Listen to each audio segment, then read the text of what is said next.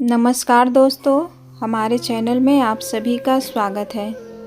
आज की कहानी है बेटे का इंतज़ार।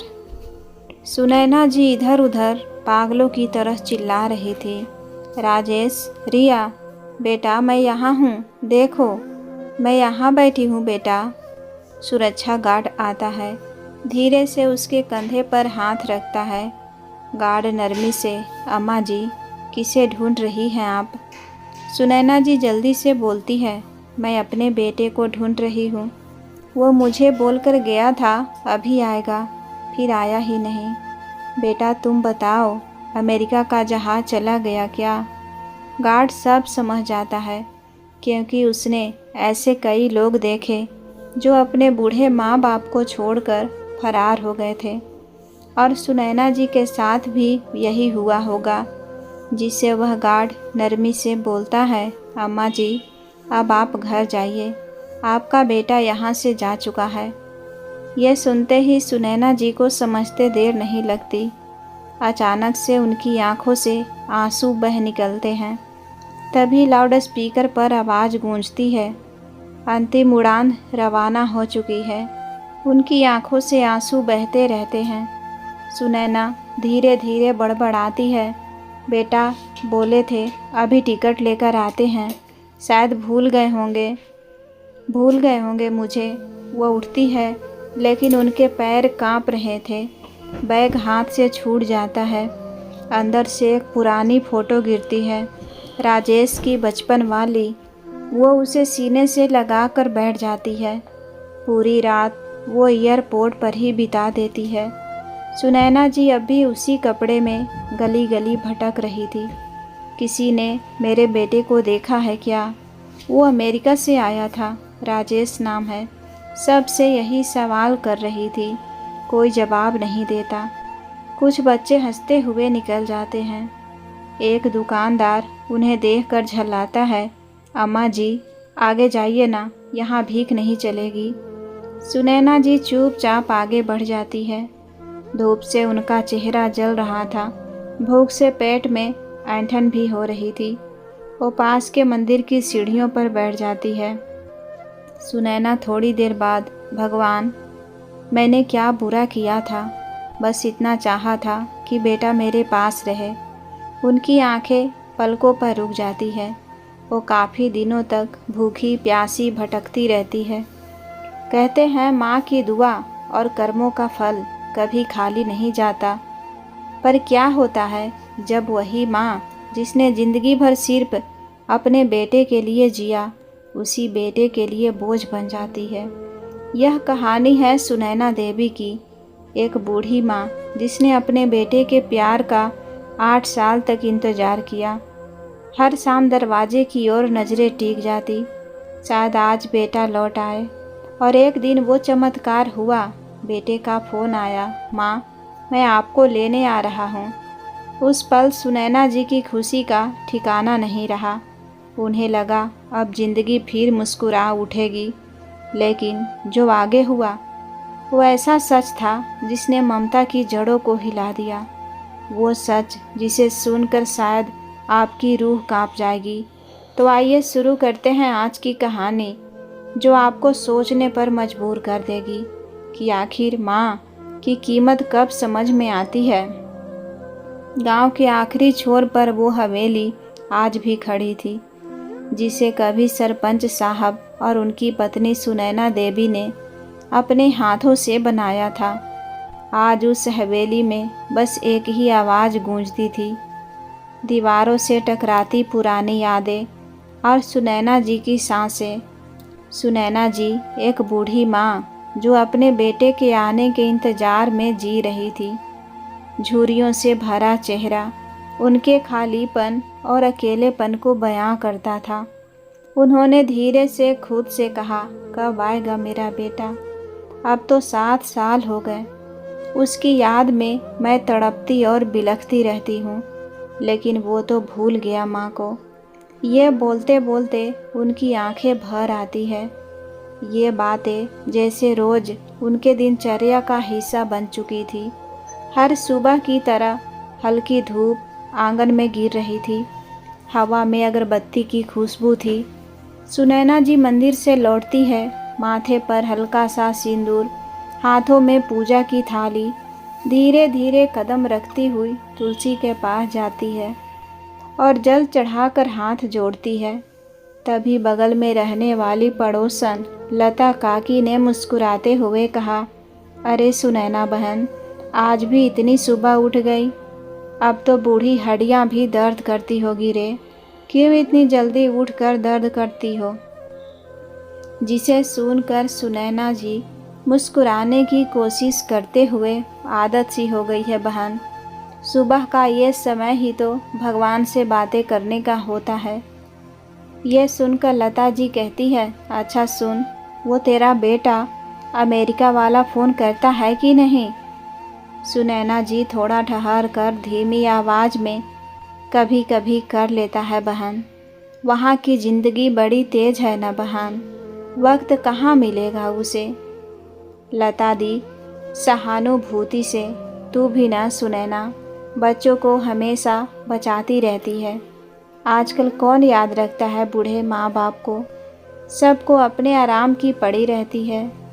सुनैना जी थोड़ा मुस्कुराते हुए लेकिन आंखें भर आई, नहीं बहन, मेरा बेटा ऐसा नहीं है, वो बहुत अच्छा है। वो तो बस वहाँ का काम, वहाँ की जिम्मेदारियाँ जानती है। जब वो छोटा था ना, तब कहता था, माँ बड़ा होकर तुम्हारे लिए बड़ा घर बनाऊंगा। शायद इसीलिए वह इतना उलझा हुआ है। यह बोलकर वह चुप हो रही थी। समझ नहीं आ रहा था वह दूसरों को दिलासा दे रही थी या फिर खुद को। थोड़ी देर चुप्पी छाई रही, फिर लता धीरे से, भगवान करे बहन, तेरा बेटा तुझसे मिलने ज़रूर आए। सुनैना जी धीरे से मुस्कुराने की कोशिश करती है, हाँ बहन, ज़रूर आएगा। बस अब इतना कह सकती हूँ कि हर माँ इंतज़ार करती है, चाहे बेटे का फ़ोन आए या नहीं। हर दिन मैं दरवाजे की ओर देखती हूँ, सोचती हूँ शायद आ जाएगा, शायद आज मेरी आँखों से यह इंतज़ार उतर जाएगा। लता कुछ कह नहीं पाती, वो चुपचाप सुनैना का हाथ दबाती है और चली जाती है। लता के जाते ही सन्नाटा फैल जाता है। हवा में पत्तों की सरसराहट है। सुनैना जी वहीं तुलसी के पास खड़ी रह जाती है। हवा में अगरबत्ती की हल्की महक अब भी तैर रही है, पर उनके चेहरे पर अब सिर्फ सन्नाटा है। उनकी आंखों से धीरे धीरे आंसू गिरने लगते हैं। वो तुलसी के पत्तों पर गिरते हैं जैसे हर आंसू में 8 साल का इंतज़ार भरा हो। बच्चा अगर एक पल के लिए भी माँ की आंखों से दूर हो तो भी माँ का दिल उदास रहता है। पर यहाँ तो सुनैना जी का बेटा 8 सालों से उनकी आंखों से ओझल था। हर दिन हर रात वो बस एक कॉल, एक आवाज़, एक माँ सुनने की उम्मीद में जीती थी, लेकिन वो कॉल कभी नहीं आया। कई बार उन्होंने खुद से सोचा, शायद आज वक्त नहीं होगा, शायद कल करेगा, पर वो कल कभी आया ही नहीं। एक दिन तो उन्होंने हिम्मत करके खुद अपने बेटे को कॉल लगाया। फ़ोन 2 बार बजा, फिर उधर से बेटे की आवाज़ आई, माँ मैं मीटिंग में हूँ, बाद में बात करता हूँ, और कॉल कट। सुनैना जी ने मुस्कुराने की कोशिश की थी, सोचा चलो बात तो हुई, पर जब उन्होंने दोबारा कॉल किया तो फ़ोन बार बार बिजी आता रहा। उन्होंने तीसरी बार 4 बार कोशिश की, हर बार वही बिजी की आवाज़। तब मोहल्ले के लड़के से दिखाया, बिटवा ज़रा देख तो ये क्या हुआ। लड़के ने फ़ोन देखा और कहा, माई यह नंबर तो अब ब्लैक लिस्ट में डाल दिया गया है, या तो उन्होंने नंबर डिलीट कर दिया होगा। बस इतना सुनते ही सुनैना जी के हाथ कांपने लगे। उन्होंने फ़ोन धीरे से ज़मीन पर रख दिया, आंखें बंद की और चुपचाप तुलसी के पास बैठ गई। सुनैना जी धीरे धीरे खुद से बोली, कैसा वक्त आ गया है। जिस बेटे को कभी बुखार में मैं रात भर गोद में रखती थी, आज वो मेरी आवाज़ तक सुनना नहीं चाहता। वो आकाश की ओर देखती है, आंखों में आंसू लगातार बह रहे हैं।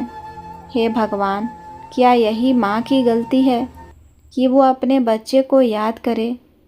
कभी कभी लगता है मेरा बेटा अब सिर्फ मेरे सपनों में रहता है। उन्होंने पति की फ़ोटो को देखते हुए कहा, देखो जी, आज भी उसी तरह इंतज़ार करती हूँ जैसे पहले करती थी। बस फ़र्क इतना है कि अब कोई जवाब नहीं आता। पहले चिट्ठियाँ आती थी, अब मोबाइल की घंटियाँ भी नहीं बजती। वो अपनी साड़ी के पल्लू से आंसू पोंछती है और आंगन के एक कोने में रखी पुरानी कुर्सी पर बैठ जाती है। 8 साल हो गए, 8 साल। ना दिवाली पर, ना होली पर, ना मेरे जन्मदिन पर एक बार भी नहीं आया मेरा बेटा। फिर भी मैं रोज़ ये आंगन बुहारती हूँ, क्योंकि जब वो आएगा तो घर सजा हुआ होना चाहिए ना। हवा हल्की सी चलती है, तुलसी के पत्ते हिलते हैं और उनकी आंखों से फिर एक आंसू गिरता है, जैसे वो इंतज़ार का 8वां साल हो।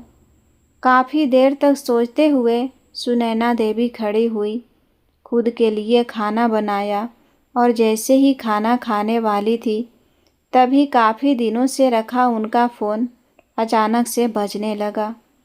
सुनैना देवी कांपती आवाज़ में बोली, हेलो, कौन?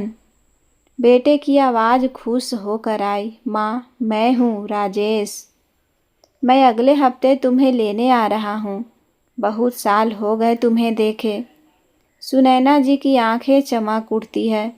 वो खुशी से जैसे फूले नहीं समाती और आंखों से खुशी के आंसू झरने की तरह बहने लगते हैं। सच बोल रहा है बेटा, तू आ रहा है? भगवान तेरा भला करे, मैं सबको बता दूँ। राजेश हंसते हुए, हाँ माँ, सबको बता देना, इस बार पक्का आ रहा हूँ, वो भी तुम्हारी बहू के साथ। यह सुनकर तो सुनैना जी खुशी से फूले नहीं समा रही थी। फ़ोन कटता है और सुनैना जी की खुशी जैसे पूरे घर में गूंजने लगती है। अगले दिन सुनैना देवी अपने पुराने झाड़ू से आंगन बुहार रही थी, जैसे हर धूल के साथ वक्त का बोझ भी हटाना चाहती हो। आंगन में तुलसी के पास घंटी की हल्की आवाज़ गूंज रही है। रसोई से पकवानों की महक हवा में तैर रही है। पूरा घर जैसे फिर से जिंदा हो उठा हो। लता काकी आती है, हाथ में दूध की बाल्टी लिए, फिर हैरान होकर बोलती है, अरे सुनैना बहन, आज तो तेरे घर में फिर से रौनक लग रही है, क्या बात है? सुनैना चेहरे पर चमक और आंखों में नमी के साथ, अरे लता बहन, खुशखबरी है, मेरा बेटा आ रहा है अगले हफ्ते, वो भी अमेरिका से। कहते कहते उनकी आवाज़ थोड़ी कांप जाती है, पर मुस्कान अडिग रहती है। लता खुशी से हाथ जोड़ते हुए, अरे वाह, भगवान भला करे तेरे बेटे का। बहन, अब तो हवेली में फिर से जान आ जाएगी। सुनैना जी हंसते हुए आंचल से पसीना पोंछती है, सोच रही हूँ पूरे गांव को मिठाई खिलाऊं। इतने साल बाद बेटा घर आ रहा है। लता बहन, इतने साल बाद। उनकी आवाज़ टूट जाती है, पर वो जल्दी संभल जाती है। उसी वक्त कुछ बच्चे दौड़ते हुए आंगन में आते हैं। बच्चे शोर मचाते हुए, दादी, दादी, सुना है आपका बेटा अमेरिका से आने वाला है। सुनैना जी हंसते हुए उनकी ओर झुककर, हाँ हाँ बेटा, आ रहा है मेरा लाल, तुम सब आना ना, खूब सारी मिठाई खिलाऊंगी तुम्हें। बच्चे उत्साह से, पक्का दादी।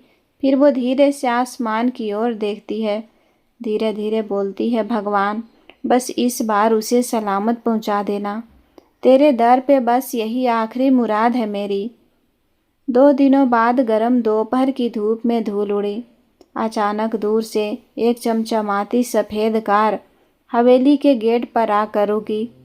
ड्राइवर उतरा, झटपट आगे बढ़ा और पीछे का दरवाज़ा खोला। बाहर निकला राजेश, हाथ में महंगा बैग, आंखों में काला चश्मा। उसके पीछे एक स्टाइलिश महिला रिया और साथ में एक छोटा लड़का रुद्र। जो टैबलेट में कुछ खेल रहा था। दरवाजे के अंदर से आवाज़ आई, राजू। अरे मेरा राजू आया। सुनैना जी दौड़ती हुई आती है। उनकी आंखों में बरसों का सूखा एकदम उमड़ पड़ा। वो बेटे को देखते ही चीख पड़ी, अरे मेरे लाल, मेरे जिगर के टुकड़े, तू आ गया। मैं बता नहीं सकती बेटा, तुझे देखकर कितनी खुश हूँ। इतना परेशान किया तूने अपनी माँ को, एक बार भी तुझे मेरी याद नहीं आई। कितना पतला हो गया मेरा बेटा, खाता पीता नहीं था क्या? उन्होंने झट से आगे बढ़कर बेटे को गले लगा लिया। उनकी झूरीदार हथेलियाँ राजेश के बालों में फिरने लगी। आंखों से आंसू टपकने लगे, जैसे बरसों का सैलाब निकल पड़ा हो। राजेश थोड़ा हिचकते हुए मुस्कुराया, बस माँ, अब रो मत, देखो मैं आ गया ना। वो माँ के आंसू पोंछता है, पर उसकी नज़र बार बार कार और अपने कपड़े पर जा रही थी कि कहीं कपड़े खराब ना हो जाए। वहीं पीछे खड़े उसकी पत्नी रिया हल्के तिरस्कार से चारों ओर देखती है। फिर रिया धीरे ठंडी आवाज़ में बोली, ओह माय गॉड, ये घर तो बहुत पुराना है। राजेश, हम यहाँ पर कैसे रहेंगे? मेरा बेटा कैसे रहेगा? दीवारें देखो कितनी पुरानी है, और ये गंध मुझसे तो बर्दाश्त नहीं हो रहा है। सुनैना उसकी बातें सुनती है और जल्दी से उसे गले लगाकर बोलती है, अरे बहू, तुम तो आओ, तुम्हें कोई परेशानी नहीं होगी, मैंने सारे इंतजाम कर दिए हैं। वही उनके पकड़ने से रिया को काफ़ी ज़्यादा गुस्सा आने लगता है, साथ ही साथ घृणा भी हो रही थी। वो अपना हाथ छुड़ाने की कोशिश कर रही थी। वही सुनैना जी नम्रता से आंखों में चमक लिए बोल रही थी, बेटा, यही वो घर है जहाँ तुम्हारे पति पला बढ़ा था। रिया मुस्कुराकर मुंह फेर लेती है। वो मन ही मन उन्हें देहाती गवारों की उपाधि अपने मन में दे चुकी थी। वही उसका बेटा रुद्र जो मोबाइल में गेम खेल रहा था। डैड, मुझे यहाँ पर क्यों लाए? यहाँ तो वाईफाई भी नहीं है, मैं यहाँ बोर हो जाऊँगा। सुनैना जी हौले से हंसते हुए प्यार से बोली, अरे बोर क्यों होगा बेटा, मैं तेरे लिए रसगुल्ले बनाऊंगी, खूब मीठे, जैसे तुझे पसंद आए। रिया तुरंत बीच में बोलती है, आंखें घुमाते हुए, थैंक यू मॉम, बट उसे सिर्फ पिज़्ज़ा चाहिए, मीठे से उसे एलर्जी है। यह सुनकर सुनैना जी झेंप जाती है। वो धीरे से सिर झुकाकर कहती है, अच्छा बेटा, पिज़्ज़ा ही बना दूंगी। उनकी आवाज़ कांप जाती है, पर चेहरा वही ममता भरा रखती है, क्योंकि माँ कभी नाराज़ नहीं होती, वो बस चुप हो जाती है। वो सभी लोग अंदर आ गए थे।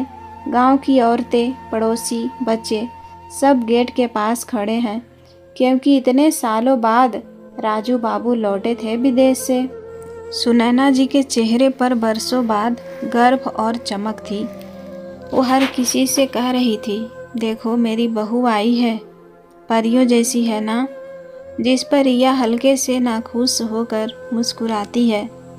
उसकी नज़रें चारों तरफ ऐसे घूमती है जैसे सब कुछ घटिया हो। रिया धीरे पर तंज भरे लहजे में, ओह गॉड, यहाँ कितनी भीड़ है, इतने लोग घर में क्यों आ गए हैं? क्या हर आने जाने वाला रिश्तेदार है? सुनैना हल्का सा मुस्कुराती है, नहीं बेटा, ये सब तो अपने ही हैं, तुम्हारे ससुर जी के समय से जुड़े हुए लोग हैं। जिस पर रिया ने जैसे ही सुनैना जी का हाथ थामा, चेहरे पर नफरत उभर आई। वो हाथ झटकने की कोशिश करती है, प्लीज़ माँ जी, हाथ जरा साफ कर लीजिए, मिट्टी लगी है। भीड़ में खड़ी औरतें एक दूसरे से फुसफुसाने लगती है। एक औरत धीरे से दूसरी औरत से, अरे देखो जरा कैसी बहू है, सास से ऐसे बोलती है। तो दूसरी बोलती है, हाँ बहन, कपड़े देखो और लहजा भी, संस्कार नाम की चीज़ ही नहीं। पता नहीं कैसी बहू लेकर आया है ये राजेश। जिस पर तीसरी औरत बोलती है, बूढ़ी माँ को ऐसे झटक दिया, भगवान ना करे किसी को ऐसी बहू मिले। सुनैना जी ये सब सुन लेती है, उनकी आंखें भर आती है, लेकिन वो जल्दी से मुस्कुराकर माहौल संभालने की कोशिश करती है।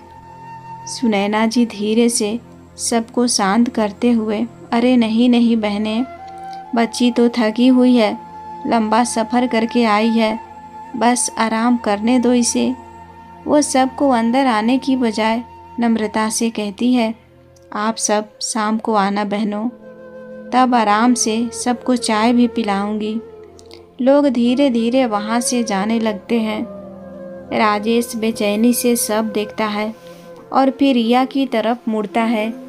राजेश धीरे और गुस्से से फुसफुसाते हुए, रिया, माँ से ऐसे बात नहीं करते, फौरन माफ़ी मांगो। रिया के चेहरे पर गुस्सा साफ झलकता है। वो अंदर से आग बबूला हो रही है, लेकिन सबके सामने जबरन मुस्कुराती है। सॉरी माँ जी, वो मेरा मतलब आपको बुरा तो नहीं लगा ना, मैं बस थकी हुई थी। सुनैना जी हल्का सा सिर हिलाती है, उनकी आंखों में दया और प्यार दोनों है।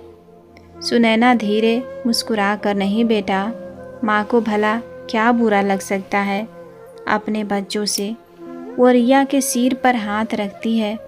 वो हाथ कांप रहा है, पर उसमें अब भी वही ममता भरी है जो कभी बेटे के बचपन में थपकी बनकर उसके सिर पर पड़ती थी। रात को खाना खाते समय सुनैना जी ने सबके लिए दाल, रोटी, खीर बनाई है। राजेश मुस्कुराते हुए, माँ, तुम्हारे हाथ का खाना मिस कर रहा था। रिया प्लेट सूंघकर, उफ, देसी घी की स्मेल आ रही है, इतना हैवी खाना मैं नहीं खा पाऊंगी। सुनैना का चेहरा उतर जाता है, लेकिन मुस्कान नहीं जाती। कोई बात नहीं बहू, मैं तुम्हारे लिए दूध और टोस्ट बना देती हूँ। सुनैना जी बस उनकी खुशी के लिए कुछ भी कर सकती थी। उन्होंने जल्दी से उन सबकी पसंद का खाना बना ले आई, लेकिन लोग तब भी उसमें कमी निकाल रहे थे। लेकिन उन्होंने किसी भी चीज़ का बुरा नहीं माना। 8 सालों में आज वो सबसे ज़्यादा खुश थी, लेकिन उन्हें नहीं पता था कि इस वक्त वही जो रौनक उन्हें अपने बेटे के आने से मिली थी, वही आने वाले दिनों में उनकी ज़िंदगी का सबसे बड़ा इम्तिहान बनने वाली थी। सुनैना जी के चेहरे पर बरसों बाद सुकून की रेखाएं हैं। वो धीमे से मुस्कुरा रही है, कभी बेटे की बातें याद करती है, कभी उसका चेहरा देखती है। 8 सालों का इंतज़ार आज पूरा हुआ था और आज वो सच में माँ जैसी महसूस कर रही थी। राजेश और सुनैना जी फर्श पर दरी बिछाकर बैठे हैं। बीच में एक पुरानी एल्बम खुली है। सुनैना हंसते हुए यादों में खोई, देख बेटा, ये तेरी बचपन की फ़ोटो है। तू तब बस 4 साल का था जब तूने पहली बार मेरे बिना खाना खाया था। राजेश मुस्कुराते हुए, अरे माँ, आप तो अब भी वही हैं, बस बालों में थोड़ी सफ़ेदी आ गई है। दोनों की हंसी की आवाज़ हवेली में गूंज रही थी, पर वही दूसरी तरफ कमरे में रिया करवटें बदल रही थी। चेहरे पर झुंझलाहट साफ झलक रही है। रिया धीरे से बड़बड़ाते हुए, हे भगवान, आखिर कहाँ भेज दिया आपने। बाहर वो पागल माँ बेटा बैठकर पुरानी फ़ोटो देख रहे हैं। यहाँ से ये कमीना पंखा भी ठीक से नहीं चल रहा। पता नहीं कैसे 2 दिन बीतेंगे और हम यहाँ से फिर चले जाएंगे। वो मोबाइल उठाकर राजेश को कॉल करती है। रिया रूखे लहजे में, राजेश, प्लीज़ तुम नीचे क्या कर रहे हो? थोड़ा तो टाइम मेरे साथ भी बिताओ। तुम्हारी माँ किस तरह की औरत है, उन्हें नहीं पता क्या? रात में ऐसे अपने पास बेटे को बैठा रखी है और बहू यहाँ पर मर रही है। ये सुनकर राजेश एक पल माँ की तरफ देखता है। सुनैना जी सारी बातें सुन चुकी थी। उन्होंने जल्दी से कहा, जा बेटा, तेरी पत्नी बुला रही है। वो सही कह रही है, उसे भी तो तेरा साथ चाहिए। जिस पर राजेश हिचकिचाते हुए अनमने मन से उठकर चला जाता है। सुनैना जी उसे जाते हुए देखती है। उनकी मुस्कान वहीं थम जाती है, आंखें हल्की नम हो जाती है। जब राजेश रूम में आता है, रिया तेज आवाज़ में, मुझे समझ नहीं आता, तुमने हमें यहाँ बुलाया ही क्यों? ना ठीक से खाना, ना सुविधा, और तुम्हारी माँ को तो हर बात में भावुक होना है। जब देखो तब आंसू गिराना शुरू कर देती है। मैं सच में इनके इमोशनल ड्रामा से तंग आ चुकी हूँ। मुझसे यहाँ नहीं रहा जाएगा। रुद्र को देखो, बड़ी मुश्किल से सोया है, सो नहीं रहा था, और तुम हो कि अपनी माँ के साथ बैठकर मूंग दल रहे थे। तुम्हें अपने बेटे और बीबी की फिक्र है या नहीं? क्या करने आए थे और यहाँ क्या कर रहे हो? गप्पे लड़ा रहे हो? उसके रूखे व्यवहार को देखकर राजेश थोड़ा थका हुआ और शांत स्वर में जल्दी से उसे शांत कराते हुए बोला, रिया प्लीज़, अभी अभी आए हैं, कुछ दिन एडजस्ट कर लो, फिर सब ठीक हो जाएगा। अगर मैं एकदम से बात करूँगा तो माँ को शक हो जाएगा। प्लीज़ तुम कुछ तो समझो। हमारे पास ज़्यादा पैसे नहीं हैं, बिना यहाँ की हम और कहाँ जा सकते हैं? रिया नाक सिकुड़ते हुए बोले, एडजस्ट। राजेश प्लीज़, जो करना है जल्दी करो, वरना मेरे से नहीं होगा। माँ जी के ड्रामे और इस पुराने घर के साथ तो बिल्कुल भी नहीं। राजेश गहरी सांस लेकर बत्ती बंद करता है। कमरे में सन्नाटा फैल जाता है। वही सुनैना जी बाहर के बरामदे में अकेली बैठी है। राजेश के हंसते चेहरे को याद करते हुए मुस्कुरा रही थी। उनके हाथ में पुरानी फ़ोटो है जिस पर आंसू की एक बूंद गिरती है और फोटो के कोने को गीला कर देती है।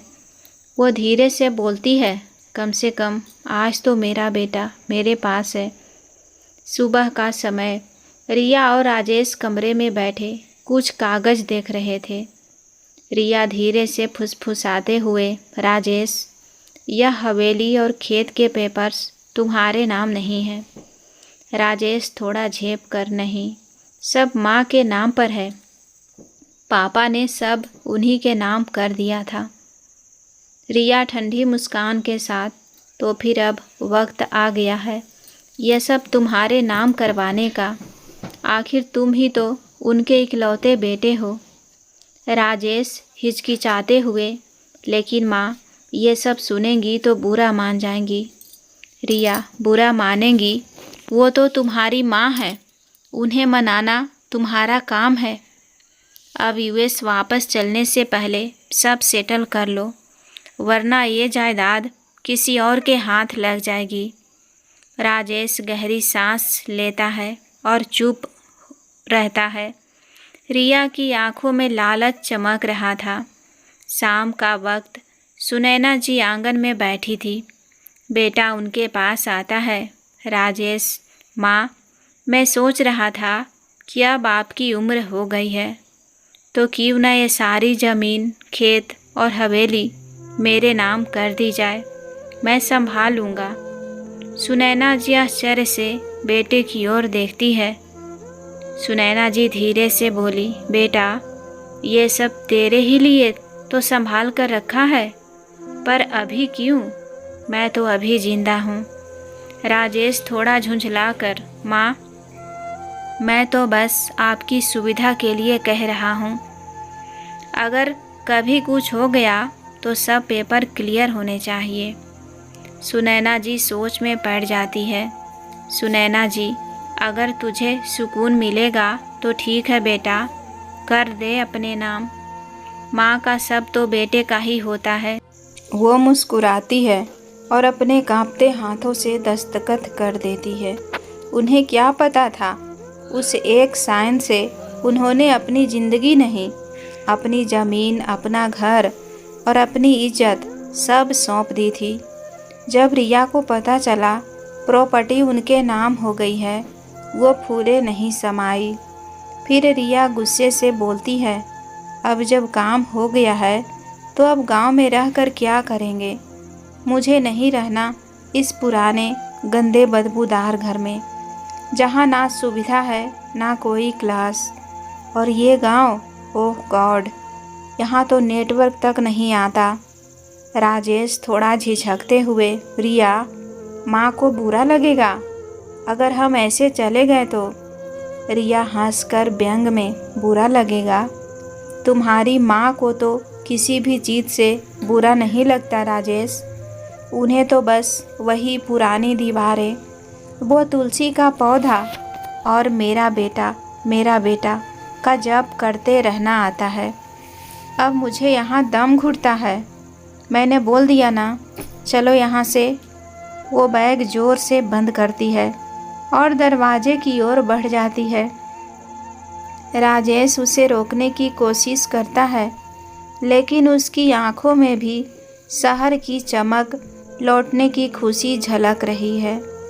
राजेश धीरे से पर ठंडे लहजे में, ठीक है रिया, हम चलेंगे, लेकिन सुबह यहाँ सब कुछ बेचना भी तो है।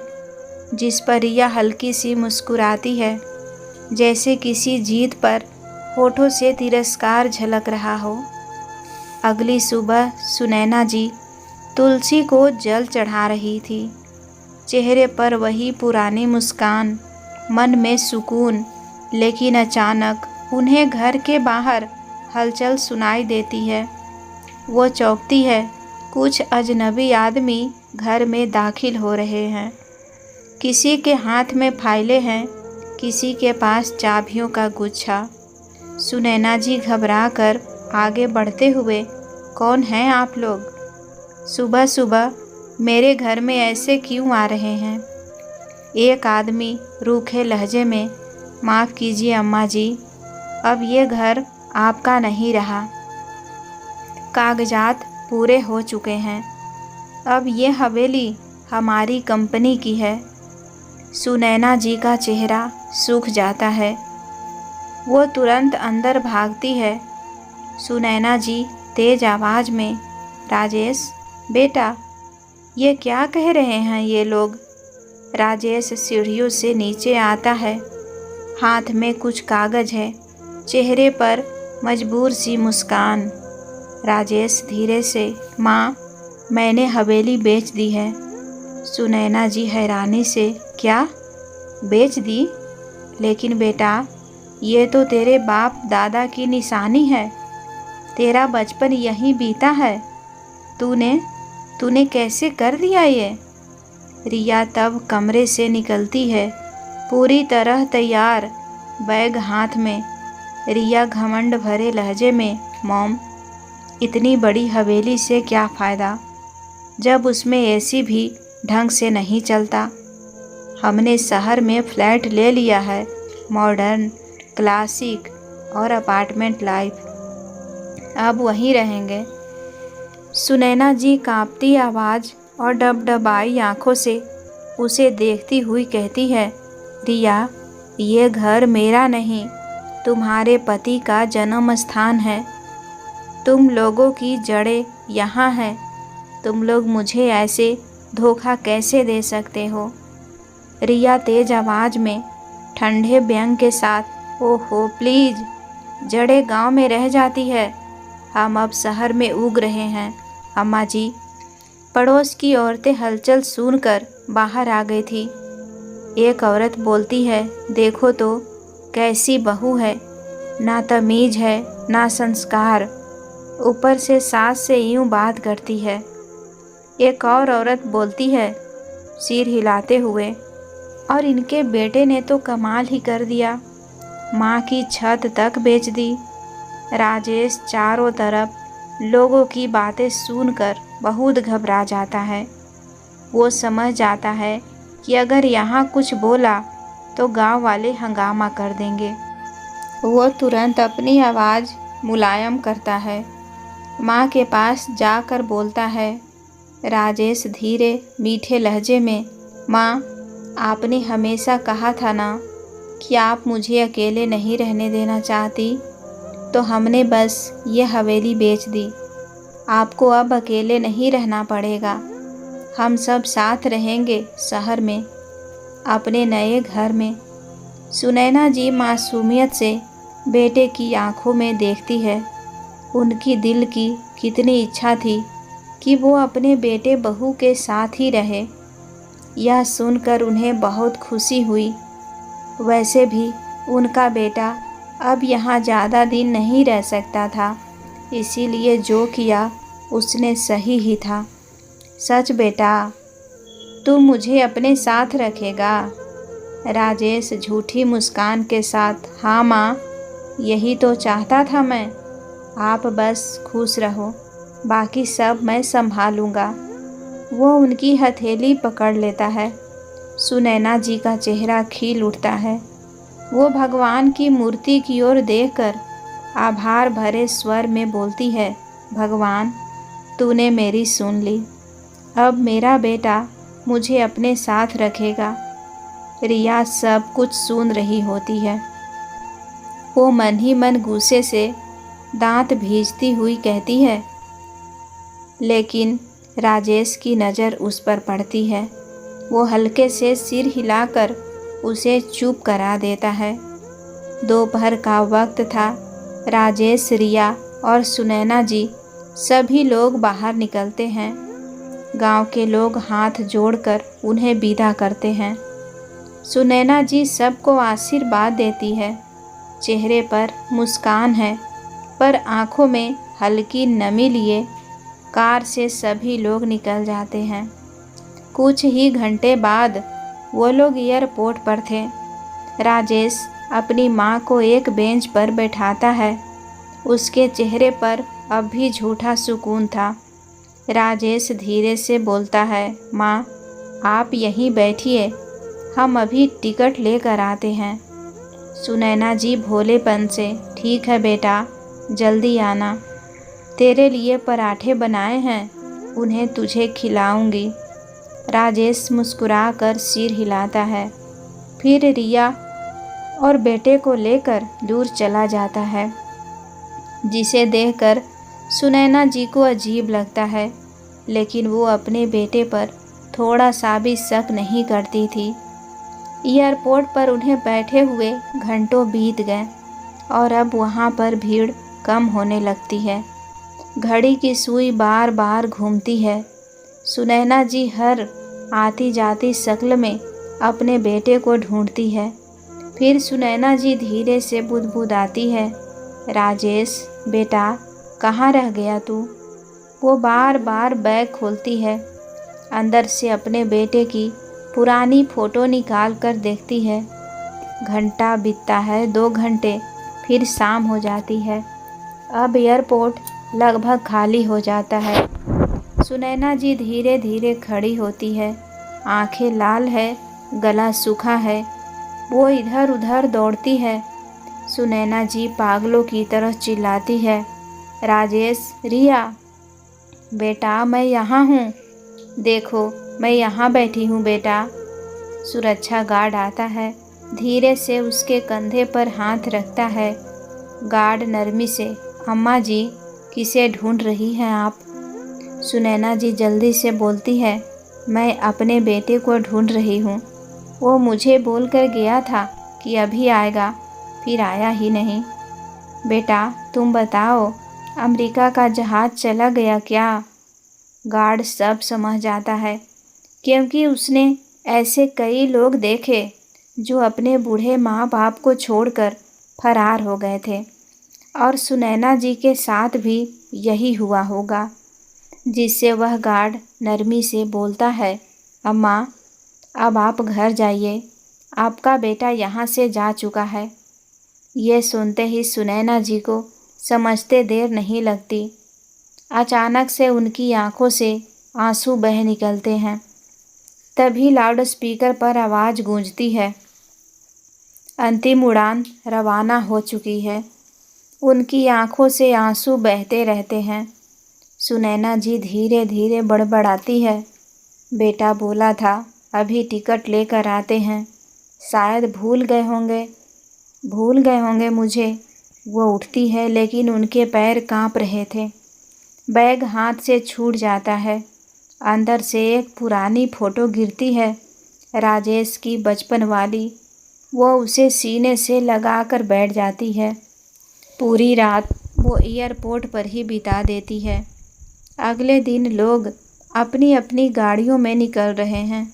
सुनैना जी अब भी उसी कपड़े में गली गली भटक रही थी। किसी ने मेरे बेटे को देखा है क्या? वो अमेरिका से आया था, राजेश नाम है उसका। सबसे यही सवाल कर रही थी। कोई जवाब नहीं देता। कुछ बच्चे हंसते हुए निकल जाते हैं। एक दुकानदार उन्हें देखकर झल्लाता है, अम्मा जी आगे जाइए ना, यहाँ भीख नहीं चलेगी। सुनैना जी चुपचाप आगे बढ़ जाती है। धूप से उनका चेहरा जल रहा है। भूख से पेट में ऐंठन हो रही थी। वो पास के मंदिर की सीढ़ियों पर बैठ जाती है। सुनैना थोड़ी देर बाद, भगवान मैंने क्या बुरा किया था? बस इतना चाहा था कि बेटा मेरे पास रहे। उनकी आंखें पलकों पर रुक जाती है। वो काफ़ी दिनों तक भूखी प्यासी भटकती रहती है। शर्म की वजह से वो गांव वापस भी नहीं जा पाती। तभी एक दिन उनका पैर पत्थर से टकराता है और वो ज़मीन पर जा गिरती है और धीरे धीरे बेहोश हो जाती है। काफ़ी देर तक उन पर कोई ध्यान नहीं देता। तभी सफ़ेद वैन आती है। एक महिला करीब 45 साल की सरला दीदी उतरती है। सरला दीदी चौंक कर, अरे कोई बुजुर्ग यहाँ बेहोश पड़ी है, जल्दी पानी लाओ। दो और महिलाएं दौड़ती है। वे सुनैना जी को उठाकर बैग वैन में बिठाती है। धीरे धीरे उन्हें पानी पिलाती है। सुनैना जी होश में आती है लेकिन बोल नहीं पाती। सरला दीदी धीरे से, घबराइए मत अम्मा, अब आप सुरक्षित हैं। हम आपको अपने घर एनजीओ लेकर चल रहे हैं। सुनैना जी की आंखों से आंसू बहते हैं, पर इस बार उनमें एक सुकून है, जैसे किसी ने उन्हें फिर से अपना कहा हो। कुछ दिन बाद एनजीओ में बुजुर्ग महिलाएं बातें कर रही हैं। सुनैना जी एक चारपाई पर बैठी हैं, सिर पर पट्टी बंधी है और सरला दीदी उनके पास है। सरला दीदी मुस्कुराते हुए, अब कैसी हैं आप अम्मा? सुनैना जी धीरे से, शरीर तो संभल गया बेटी, बस दिल अब भी टूटा है। सरला दीदी प्यार से, वो भी ठीक हो जाएगा अम्मा, यहाँ सब आपकी बेटियाँ हैं। धीरे धीरे समय बीतता है। सुनैना जी एनजीओ में रहने लगती है, दूसरे बुजुर्गों की मदद करने लगती है। उनकी आंखों में अब शांति है। वो अब दूसरों के लिए माँ बन चुकी है। उधर अमेरिका में भव्य अपार्टमेंट, मैरिया और राजेश की नई जिंदगी अच्छी चल रही थी। पैसों के लालच में वो हर जगह दिखावा पार्टियां कर रहे थे। लेकिन कुछ महीनों बाद एक दिन सुबह होते ही उनके पैरों के नीचे से जैसे ज़मीन खिसक जाती है। रिया जल्दी से हैरान परेशान होकर अपने पति राजेश से बोलती है, राजेश, जिस हवेली के पैसे से यह फ्लैट लिया था और जिस कंपनी में हमने पैसे लगाए थे, अब वो कंपनी डूब गई है। बैंक ने सब ब्लॉक कर दिया है। हमारे पास मैसेज आया कि अब हमारे ऊपर 50 लाख का कर्जा चढ़ चुका है। यह सुनकर राजेश घबरा कर बोला, क्या? कैसे? वो तो मेरे पार्टनर ने। वो आगे बोलता, तभी अगले ही पल नोटिफिकेशन आता है, your account has been freeze, जिसे देखकर रिया चिल्ला कर कहती है, ये क्या हो रहा है, ये कैसे हो गया? नहीं, ये नहीं हो सकता। अब हम क्या करेंगे? जैसे इतना लोन चुकाएंगे। वो कंपनी ने हमें धोखा दिया। फिर वो राजेश पर ही चिल्लाने लगती है, ये सब तुम्हारे वजह से हुआ है। तुम्हारे लालच ने हमें बर्बाद कर दिया। ना पैसा बचा, ना नाम। राजेश थकी टूटी आवाज़ में, रिया, मैं कह रहा हूँ कुछ तो तरीका होगा। हम सब कुछ खो चुके हैं, पर वापस बना सकते हैं। रिया तेज और गुस्से में, क्या बना लोगे राजेश? घर गया, पैसा गया, नाम गया, अब मेरे बच्चे की सांसें भी चली जाए क्या? वो ज़ोर से रोने लगती है। राजेश खामोश, जैसे सब कुछ सुनकर भी सुन नहीं पा रहा हो।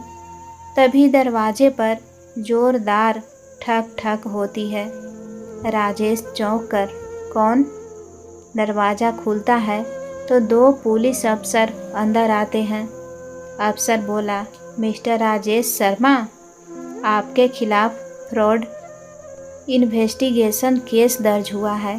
कृपया हमारे साथ चलिए। आपकी प्रॉपर्टी और बैंक अकाउंट सब जब्त किए जा रहे हैं। रिया जोर से चिल्लाती है, नहीं, ये झूठ है। ये कैसे हो सकता है कि हमारे पास अब कुछ भी नहीं बचा? अफसर सख्त लहजे में, अब आपसे सिर्फ पूछताछ होगी। अफसर घर की चीज़ें सील करते हैं। राजेश स्तब्ध खड़ा है। उसकी आंखों में अब सिर्फ खालीपन है, जैसे एक ही पल में जिंदगी उससे छीन गई हो। कुछ महीने बाद सड़क पर उस बर्फीली रात में राजेश और उसका बेटा रुद्र पुराने कपड़ों में ठंड से कांप रहे हैं। रिया अब उनके साथ नहीं है। सामने एक डंपस्टर के पास आग जल रही है। राजेश वहीं बैठा है, हाथों को सेक रहा है। राजेश धीरे से खुद से, माँ, शायद यही तेरी बद्दुआ थी। मैंने सब को खो दिया, घर भी, इज्जत भी, और अब खुद को भी। रुद्र कांपते हुए बोलता है, पापा, भूख लगी है। राजेश के पास ना पैसे हैं, ना खाना। वो पास पड़े डस्टबिन से खाने के टुकड़े उठाता है, बेटे को देता है, खुद कुछ नहीं खाता। आंखों से आंसू गिरते हैं। राजेश रुद्र के सिर पर हाथ रखकर, माफ़ कर दे बेटा, तेरे दादा दादी के आशीर्वाद को मैंने खुद जलाया था। अब भगवान भी मुंह फेर चुके हैं। तभी अचानक एक लग्जरी कार सड़क के उस पार आकर रुकती है। उसके शीशे धीरे धीरे नीचे होते हैं और बाहर निकलती है रिया। रिया चमकदार कपड़ों में है, हीरे की ज्वेलरी, ऊंची हील्स, पर चेहरा बेहद ठंडा और खाली। साथ में एक अमीर आदमी खड़ा है जो अब उसका नया साथी है। पैसे जाने के बाद उसने राजेश को भी छोड़ दिया था। राजेश चकित होकर खड़ा होता है। रिया? रिया की नज़र सीधी उसके बेटे रुद्र पर जाती है। वो झटके से आगे बढ़ती है और बच्चे को उसकी बाहों से खींच लेती है। राजेश घबराकर, रिया, क्या कर रही हो? मेरा बच्चा है वो, उसे छोड़ दो। रिया ठंडे घृणित लहजे में, तेरा बच्चा? तू क्या दे सकता है उसे? राजेश, ना घर, ना खाना, ना इज्जत। मैं अब किसी अमीर की बीवी हूँ और मेरा बेटा अब उसी नाम से जिएगा। राजेश उसके पैरों में गिर जाता है। वो रोते हुए हाथ जोड़ लेता है। राजेश टूटी आवाज़ में, रिया, मत ले जाओ उसे, वो ही तो बचा है मेरे पास। माँ की तरह सब मुझसे छीन गया, अब ये भी चला गया तो मैं जी नहीं पाऊँगा। रिया पलटकर उसे घृणा भरी नज़रों से देखती है। पास खड़ा उसका बॉयफ्रेंड कार का दरवाज़ा खोलता है। रिया बच्चे को पीछे की सीट में बिठाती है। राजेश अब भी सड़क के बीचों बीच घुटनों के बल बैठा है। राजेश चीखते हुए, रिया, रिया रुक जा। रुद्र बेटा। कार के टायरों से कीचड़ उछलता है। राजेश के चेहरे पर मिट्टी और आंसू एक साथ मिल जाते हैं। वो सड़क पर गिरकर जोर जोर से रोने लगता है, चिल्लाने लगता है। लोग रुक कर देखते हैं पर कोई पास नहीं आता। बारिश तेज हो जाती है। राजेश अब सिर्फ एक टूटा हुआ इंसान रह गया है जो अपनी हर गलती, हर लालच की सज़ा भुगत रहा है। राजेश अब पूरी तरह टूट चुका था। चेहरा सूखा, बाल बिखरे हुए। वो शहर की सड़कों पर कूड़ेदान के पास बैठा खाना देख रहा था। कभी लोगों के पैरों में गिरता है काम मांगने के लिए, कभी भिखारियों के साथ लाइन में लगता है। राजेश पागलों की तरह बड़बड़ाते हुए, माँ तू सही थी। जिस घर को बेचा उसी घर ने मुझे शरण नहीं दी। काश एक बार तुझे देख पाता माँ, बस एक बार।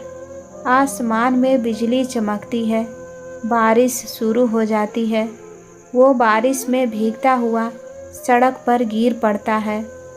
पास से एक एनजीओ की गाड़ी गुजरती है जो ज़रूरतमंदों को शेल्टर देती है। 2 लोग उतरते हैं और राजेश को उठाते हुए ले जाते हैं। एनजीओ वर्कर, धीरे, इसे जल्दी ले चलो, बहुत ठंड लग गई है। राजेश को उठाकर वैन में बिठाया जाता है। दृश्य धीरे धीरे धुंधला होता है।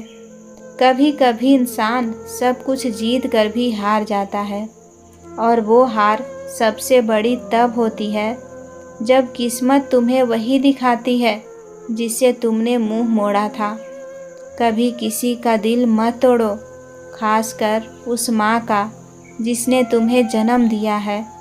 जिस हाथ ने तुम्हें सहारा दिया, उसी हाथ को ठुकराने वाला जिंदगी भर सहारे ढूंढता रह जाता है। कर्म हमेशा लौट कर आते हैं, देर से पर बहुत गहराई से। जिस प्यार को तुम नज़रअंदाज करते हो, वही प्यार एक दिन तुम्हारे आंसुओं में बदल जाता है। याद रखना, धन, शहर, शोहरत सब झूठे हैं, पर माँ की दुआ और सच्चाई का साथ, यही ज़िंदगी की असली दौलत है। दोस्तों, उम्मीद करती हूँ आपको कहानी पसंद आई होगी। कहानी पसंद आए तो वीडियो को लाइक करें। चैनल पर पहली बार आए हैं तो सब्सक्राइब करके बेल आइकन घंटी ज़रूर दबा लें। धन्यवाद।